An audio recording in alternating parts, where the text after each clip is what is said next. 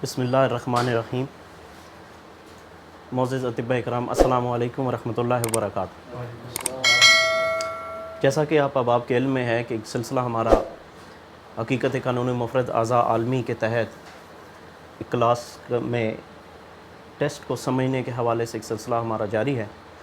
ये हमारी क्लास जो इनेकाद पज़ीर होती है हुज़ूर उस्ताज़ी अल मुकर्रम हकीम राना मोहम्मद सरवर साहब की ज़ेरे सरपरस्ती आपके मतब पर, आपका मतब कराल में साबर मुल्तानी दवाख़ाने के नाम से मौजूद है, जहाँ हम अहबाब जो हैं इस इल्म को, इस फ़न को सीखने के लिए आपके पास इकट्ठे होते हैं और आप जो है कानूनी मुफ़रद अज़ा की हकीकत से जो है वो हमें रोशनास करवा रहे हैं।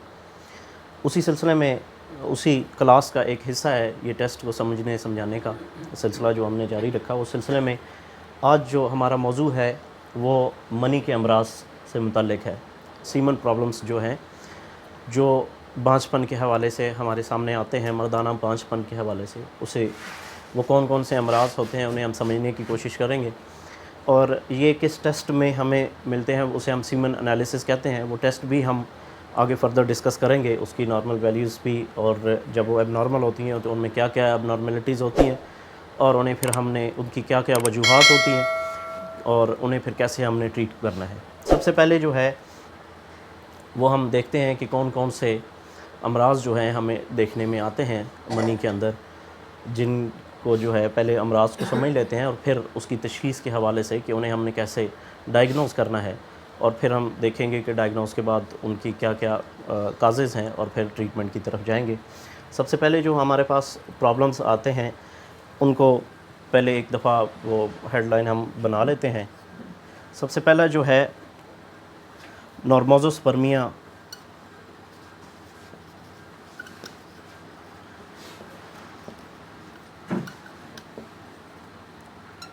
ये मुख्तलिफ़ टर्म्स भी हम इन्हें कह सकते हैं कि जो हमें सीमन एनालिसिस में लिखी हुई आती हैं रिपोर्ट में, उन्हें हमने कैसे समझना है, उनसे क्या मुराद है और उनसे हम क्या समझ सकते हैं कि ये क्या क्या सीमन में प्रॉब्लम्स आ रही हैं। ठीक है जी। सबसे पहले लफ्ज़ मैंने लिखा नॉर्मोज़ोस्पर्मिया, ये दोस्त इसी तरह पहले नोट कर लें, तो उसके बाद हम एक एक पे जो है वो तफसील के साथ जो है वो डिस्कस करेंगे। दूसरे नंबर पे एस्पर्मिया,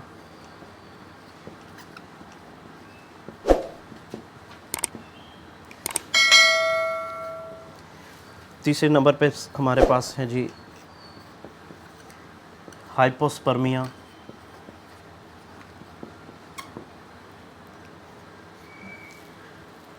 चौथे नंबर पे एज़ोस्पर्मिया,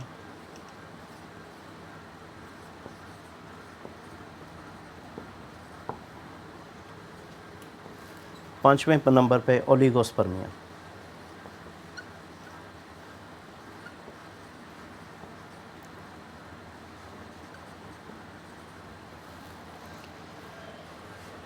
ये आप दोस्त जो हैं साथ साथ नोट कर लें, क्योंकि हमने जनरली जब हमारे पास रिपोर्ट आती है तो हम सिर्फ एक ही चीज़ देखते हैं कि जी उसमें स्पर्म काउंट कितना है, वो कम है या ज़्यादा है, नॉर्मल है या नॉर्मल से कम है। लेकिन इस सीमन में और बहुत सारे प्रॉब्लम्स होते हैं जिन्हें अगर हम बेहतर तरीके से अगर समझ लें तो इलाज मुआलजे में हमारे लिए बहुत ज़्यादा आसानियाँ जो हैं वो पैदा हो जाएंगी। उसके बाद छठे नंबर पे हमारे पास है जी एस्थीनोस्पर्मिया, एस्थीनोज़ोस्पर्मिया।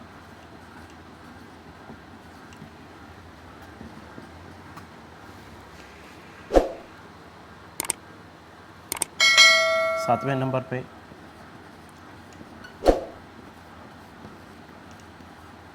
ट्रिटेनोज़ोस्पर्मिया। स्पर्मिया मीन्स मतलब स्पर्म की जो जो हालतें, जो दो कंडीशंस आएंगी हमारे पास, ये उनके पहले हम नाम लिखते हैं, फिर इन्हें फर्दर जो है वो डिस्कस करते हैं। आठवें नंबर पे ओलिगो एस्थीनो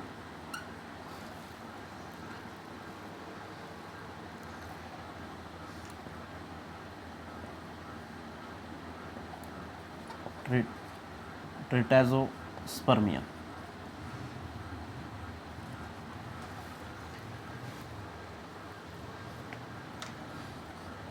9वें नंबर पर नेक्रोजोस्पर्मिया,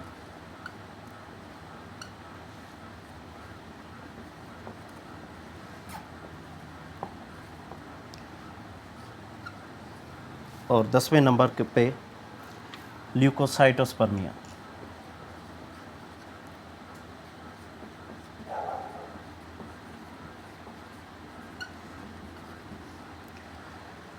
ये 10 मेन कंडीशंस हैं, मेंस एब्रीवेशंस हम इससे कह सकते हैं कि 10 टर्म्स जो हैं, जो कमेंट्स में पैथोलॉजिस्ट जो हमें लिख के रिपोर्ट देते हैं, तो वो कमेंट्स में जो है ये 10 किस्म की वो अपने कमेंट्स में 10 किस्म की ये टर्मिनोलॉजीज़ यूज़ करते हैं।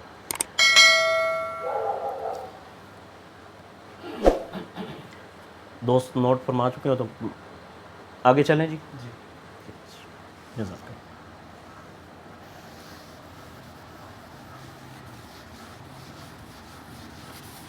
अभी हम 1 बाय 1 जो है इन्हें देखते हैं।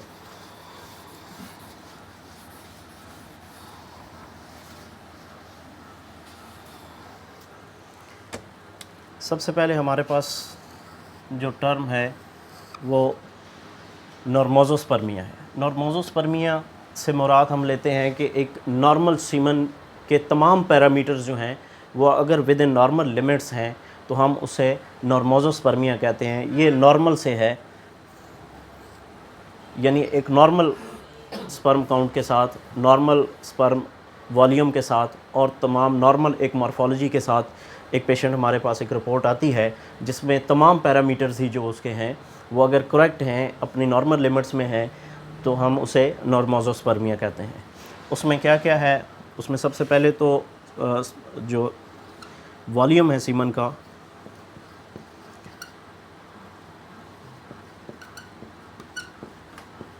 ये चंद पैरामीटर्स हैं जो नॉर्मल होने चाहिए। वॉल्यूम जो है वो अगर तो 1.5 ml जो क्राइटेरिया है WHO का, उसने जो नॉर्मल हमें जो क्राइटेरिया दिया है इस वक्त जो राइज है वो ये है 1.5 ml से 3 ml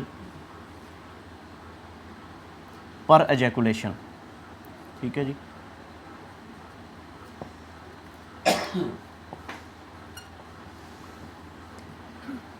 जो सीमन का वॉल्यूम है, मिकदार जो है वो 1.5 ml से 3 ml के दरमियान है। 1.5 ml से मतलब 2, 2.5 या 3 ml, इस दोनों लिमिट्स के दरमियान है तो वो नॉर्मल है। जितनी ज़्यादा हो इतनी अच्छी होती है, इतना बेहतर होता है क्योंकि जितनी वॉल्यूम ज़्यादा होगा तो उसमें स्पर्म काउंट भी बेहतर होगा। ये एक पैरामीटर है। दूसरा पैरामीटर सीमन वॉल्यूम के बाद जो है वो स्पर्म्स का है। स्पर्म की जो नॉर्मल क्राइटेरिया में हमारे पास नॉर्मल काउंट है वो 30 मिलियन पर ml से लेके 150 मिलियन पर ml। ये एक दूसरा पैरामीटर है जो नॉर्मल पैरामीटर है। हमें नॉर्मल का पता होगा तो जब कोई एबनॉर्मलिटी आएगी तो हमारे लिए समझने में आसानी होगी। हमें फ़ौरन पता चलेगा कि भाई नॉर्मल ये थी और अब ये इसमें ये कम है या ज़्यादा है तो इसमें कोई गड़बड़ है। तीसरा उसकी मॉर्फोलॉजी है।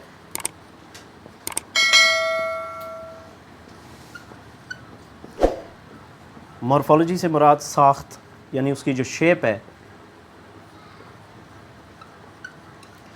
स्पर्म की, कितने फ़ीसद जो हैं वो ठीक होने चाहिए। मॉर्फोलॉजी उनका जो स्ट्रक्चरल वाइज है, ये तो पैथोलॉजी आ जाती है, मतलब कि उनमें क्या क्या बीमारियां हैं, और एक मॉर्फोलॉजी आ जाती है कि उसकी शेप और स्ट्रक्चर वाइज जो है वो जो स्पर्म है वो कितने % जो हैं वो ठीक होने चाहिए। तो वो जितना हमारे पास टोटल काउंट आए उसका 40% जो है वो नॉर्मल होने चाहिए। अगर 40% तक नॉर्मल है तो हम उसे एक नॉर्मल मॉर्फोलॉजिकल स्पर्म कहेंगे कि ये इसका स्पर्म काउंट जो है वो नॉर्मल है। 40% से अबव जितने हो वो इतना ही बेहतर होते हैं। ये चंद पैरामीटर्स हैं। ये मज़ीद हम इसको डिटेल में डिस्कस करेंगे जब हम सीमन एनालिसिस की रिपोर्ट को डिस्कस करेंगे। जब हम टेस्ट को देखेंगे तो फिर उसमें इन पे मज़ीद जो है वो तफसील से रोशनी डालेंगे। फ़िलहाल हम देखते हैं कि नॉर्मल पैरामीटर्स मोटे मोटे वो बताए हैं कि वो कितने हैं, क्योंकि वो हर एक में फिर आगे चल के यही चीज़ें डिस्कस होंगी। इन्हीं से मुतालिक हमने बीमारियों को डिस्कस करना है। तो ये तीन पैरामीटर्स जो हैं ये मेनली जो हैं वो डिस्कस किए जाते हैं। एक वॉल्यूम, दूसरा स्पर्म काउंट, और तीसरा उस स्पर्म की हालत क्या है, वो कितने ठीक हैं, मॉर्फोलॉजी जो है वो उसकी क्या है। ये पहला हमारे पास हमने कवर किया।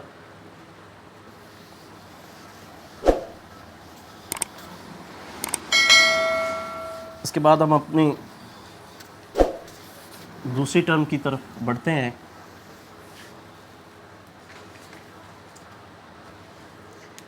दूसरे नंबर पे हमने लिखा एस्पर्मिया।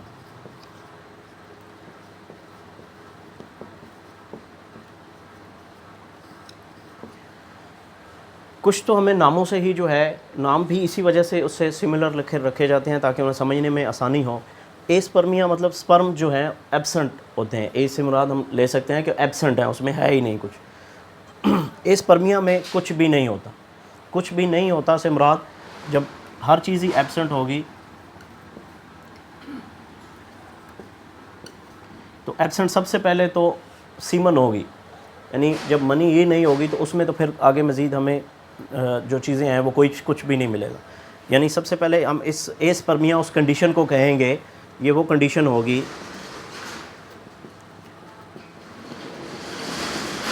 कि जिसमें सीमन ही एब्सेंट होगी, यानी कि किसी भी एजुकुलेशन पे सीमन एजैकुलेट ही नहीं होती। जब सीमन एजैकुलेट नहीं होगी, एब्सेंट होगी, तो उसमें फिर स्पर्म भी जो है वो भी नील होंगे। ये एक ऐसी कंडीशन है जिसमें सीमन जो है वो जब एजैकुलेशन होती है तो उसमें सीमन होती ही नहीं है, और जब सीमन नहीं होगी तो फिर स्पर्म भी नहीं होंगे।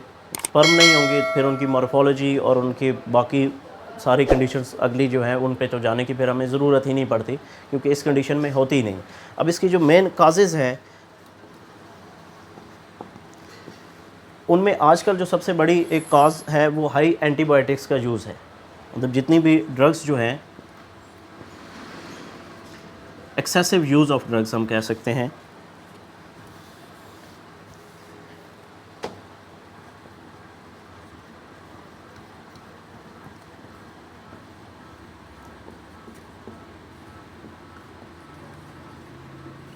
मुख्तलिफ आजकल अमराज में हाई एंटीबायोटिक की तरफ जो है वो डॉक्टर जाते हैं। छोटे से छोटे अमराज में भी हाई एंटीबायोटिक्स जो है लगाई जा रही हैं। मतलब छोटा सा अगर बुखार है तो बुखार को टाइम नहीं दिया जाता 1-2 दिन का, 3 दिन का उतरने के लिए कि उन्हें लो डोज मेडिसिन पे रख के तो उतारा जाए। तो जल्दबाजी के चक्कर में जो है वो हाई मेडिसिन जो है, हाई पोटेंसी की मेडिसिन जो है वो रिकमेंड की जाती हैं। तो उससे ये होता है कि वो हर चीज़ को ही जला के रख देती हैं। इसके अलावा अगर कोई प्रोस्टेट की सर्जरी हुई हो, प्रोस्टैटिक सर्जरी, उसमें भी यही होता है कि जो सेमिनल डक्ट्स होती हैं वो डिस्टर्ब हो जाती हैं, कहीं ना कहीं उसमें ब्लॉकेज आ जाती है या कोई उस पर प्रेशर आ जाता है, कोई मसला बन जाता है। अगर मसाने की किसी किस्म की सर्जरी की जाए तो उसमें भी फिर ये इस तरह की कंडीशंस देखने में आती हैं कि हमें एस्पर्मिया जो है वो उस रिज़ल्ट एट द एंड वो हमें देखने को मिलता है।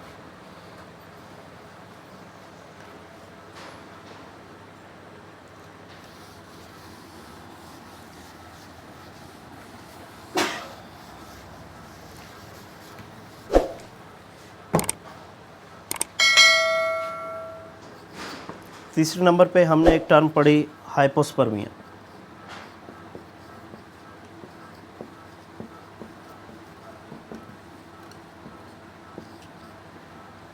दो लफ्ज़ अमूमन बोले जाते हैं, हाइपो और हाइपर। हाइपर मीन्स ज़्यादा और हाइपो मीन्स कम। अब हाइपो से हम यहाँ पे मुराद लेंगे कि जिसमें लो स्पर्म काउंट हो, जिसमें लो स्पर्म काउंट हो। ये एक ऐसी कंडीशन होगी इन विच, ये एक ऐसी कंडीशन है in which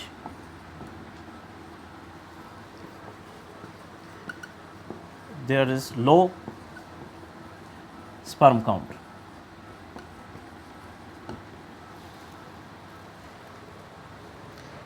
low sperm count, अब हमने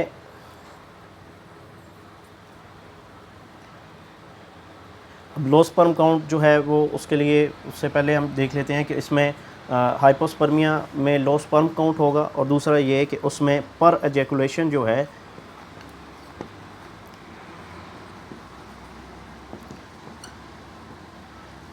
वो लो स्पर्म सीमन वॉल्यूम भी होगा।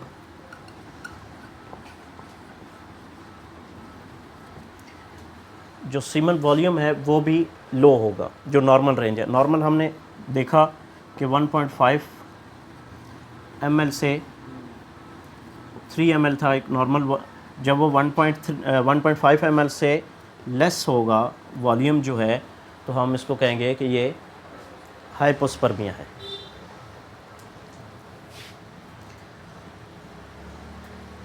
अब इसकी काजेस में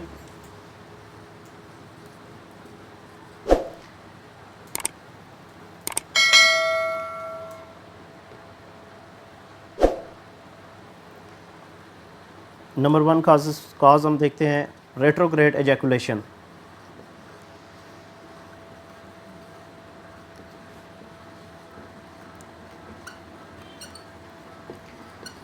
इस एजैकुलेशन में होता यह है कि जो एजैकुलेट होता है जिस वक्त एक पर्सन, तो वो जितनी भी सीमन है वो वापस जो है प्रोस्टेट की तरफ जाती है। मतलब वो पूरी की पूरी एजैकुलेट नहीं होती, वो थोड़ी सी एजैकुलेट होती है और दोबारा जो है वो वापस चली जाती है, गोज़ बैकवर्ड इनटू ब्लैडर।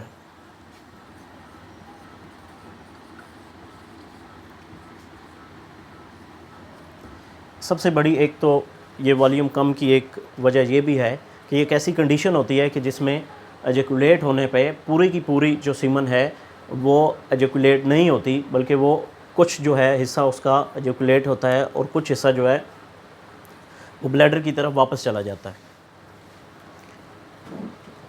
इसके अलावा इसमें जो काजेस में मेन काज है वो ब्लॉकेज ऑफ एजैकुलेटरी डक्ट्स देखने में आती है।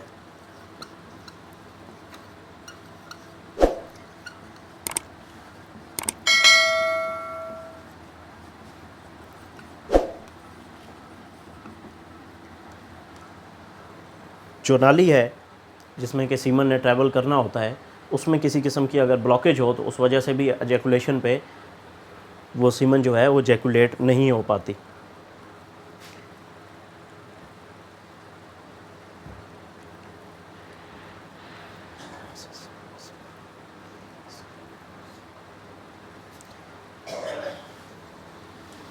इसी तरह बाज़ दफ़ा कुदरती तौर पे अगर सेमिनल वेजिकल्स जो हैं जो टेस्टिकुलर से ले के जाती हैं मनी को, स्पर्म को, वो ब्लैडर तक लेके आती हैं, वो नालियाँ जो हैं कुदरती तौर पे उनमें भी ब्लॉकेज देखने में आती है कि बाय बर्थ ही बच्चों में ऐसा होता है।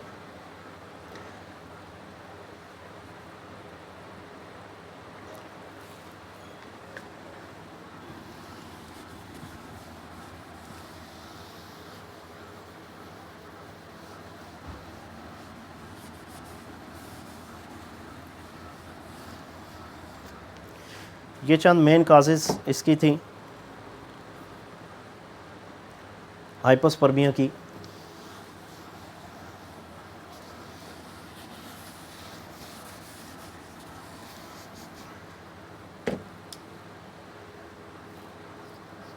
चौथे नंबर पे हमने टर्म पढ़ी एजोस्पर्मिया।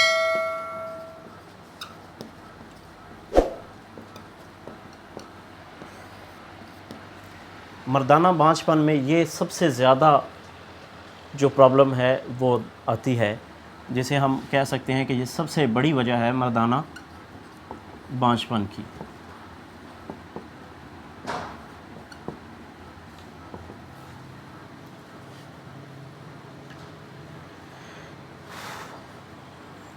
ये इस कंडीशन को हम उस वक़्त एजोस्पर्मिया कहते हैं कि जब हम रिपोर्ट में देखते हैं कि बिल्कुल ही ज़ीरो काउंट होता है, यानी पर एजैकुलेशन देयर इज़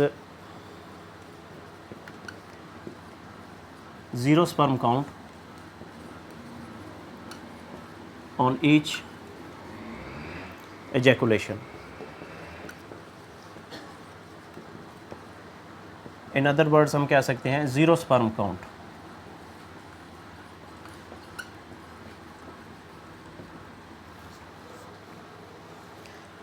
इसी एज़ोस्पर्मिया को हम मेल इनफर्टिलिटी यानी मर्दाना बांझपन भी कहते हैं।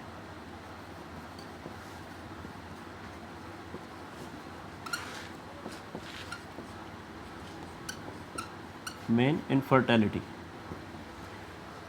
ये एज़ोस्पर्मिया ही एक ऐसी कंडीशन है जिसे हम मेल इनफर्टिलिटी से भी वो लिखते और बोलते हैं। इसकी जो मेन, अब काजेस की तरफ आते हैं कि ये क्यों होता है। इसमें जेनेटिक डिसऑर्डर्स भी देखने में आए हैं।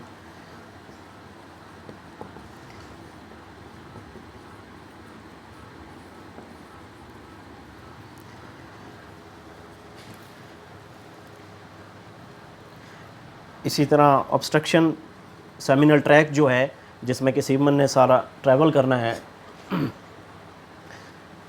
वो इंशाल्लाह हम किसी नेक्स्ट एक लेक्चर जो है इसका सारा जो ट्रैक है, जो निज़ाम है सीमन का, ये कहाँ पे बन रही है, स्पर्म कहाँ पे बन रहे हैं और वो किन किन नालियों से ट्रैवल हो के तो वो एजैकुलेट होती है, तो ये हम इंशाल्लाह एक मुकम्मल जो है एक टॉपिक रखेंगे जिसमें कि इसकी सारा जो है वो स्ट्रक्चर हम डिस्कस करें, एनाटॉमिकल पोजीशंस डिस्कस करेंगे और इसके अलावा फिर इसकी फिजियोलॉजी देखेंगे कि ये कहाँ कहाँ बन रही है और किस तरह ये सारा निज़ाम जो है वो अमल करता है। इसमें जो दूसरा डिसऑर्डर है वो ऑब्स्ट्रक्शन ऑफ सेमिनल ट्रैक, जो मनी के सारा ट्रैक है उसमें कहीं भी किसी भी वजह से अगर कोई जैसे कोई इंजरी हो जाती है, कोई चोट लगने की वजह से, किसी सर्जरी की वजह से ऑब्स्ट्रक्शन आ जाती है, उसमें रुकावट आ जाती है, ब्लॉकेज आ जाता है। वो भी नाली है ना, जैसे ब्लड वेसल्स हैं उनमें भी मुख्तलिफ बीमारियों में ब्लॉकेज हमें देखने में मिलती है। इसी तरह इन वेसल्स में भी अगर कहीं ना कहीं ब्लॉकेज आ जाए तो फिर भी ये स्पर्म जो है वो नहीं पहुंच पाता। ऑब्स्ट्रक्शन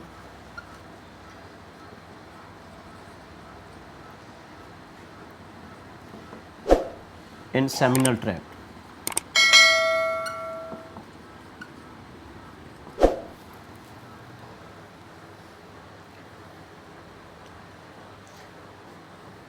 इसी तरह जो सेक्सुअली ट्रांसमिटेड डिजीज़ हैं जो कि एक से दूसरे फ़र्द में चली जाते हैं, जैसे हम सोज़ाक को लेते हैं या आशिक को लेते हैं, तो इन बीमारियों का भी अगर तदारक ना किया जाए, बर वक्त जो है इनका इलाज ना किया जाए, तो उस वजह से भी स्पर्म काउंट जो है, इन बीमारियों की वजह से भी जो है स्पर्म काउंट ज़ीरो हो जाता है। उसमें हम देखते हैं कि जो सेक्सुअली ट्रांसमिट होती हैं, सेक्सुअली ट्रांसमिटेड डिजीज़, इन डिजीज़ का अगर बर वक्त इलाज ना किया जाए, ये अगर हम टर्म लिख लेते हैं अनट्रीटेड, अगर उन्हें वक्त पे ट्रीट ना किया जाए, अगर वो वक्त पे जो है वो ठीक ना हो तो वो भी प्रॉब्लम क्रिएट करती हैं और मरीज़ को एज़ोस्पर्मिया की तरफ ले जाती हैं। इसके अलावा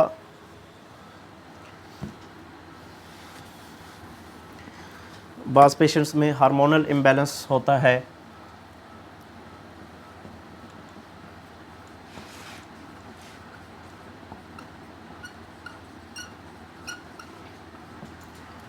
हार्मोनल इम्बैलेंस भी जो है वो एज़ोस्पर्मिया का एक कॉज है, जिसमें टेस्टोस्टेरोन लेवल जो है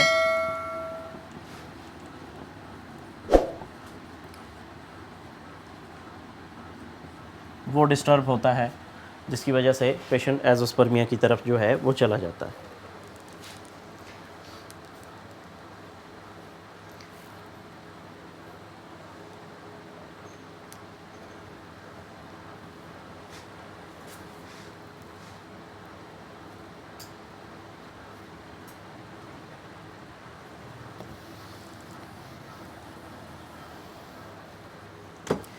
इसके अलावा ड्रग्स,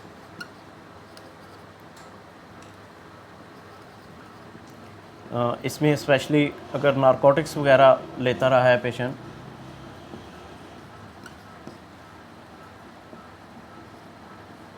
उसकी वजह से भी ये 5वीं काज थी। पेशेंट जो है वो एज़ोस्पर्मिया की तरफ जो है वो जाते हैं।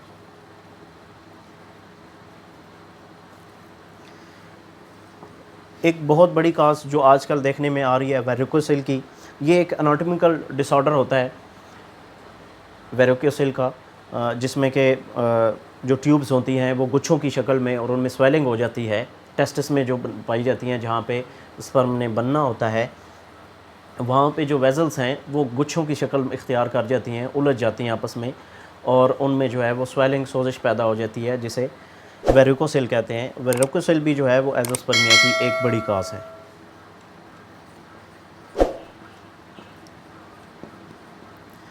वेरिकोसिल को हम कह सकते हैं कि ये एनाटॉमिकल एक डिसऑर्डर है।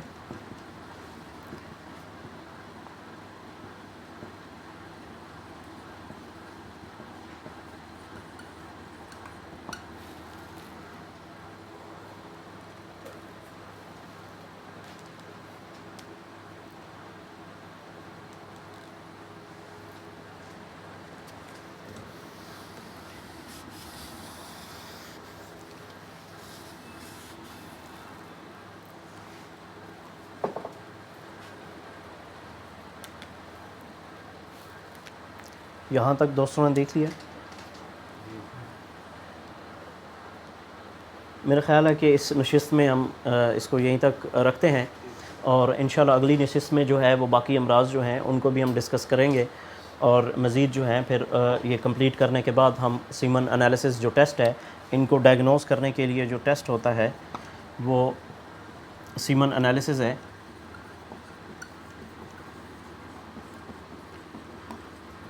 ये अमराज को कवर करने के बाद हम सीमन एनालिसिस की तरफ आएंगे कि हमें ये अमराज जो हैं वो किस टेस्ट में मिलते हैं।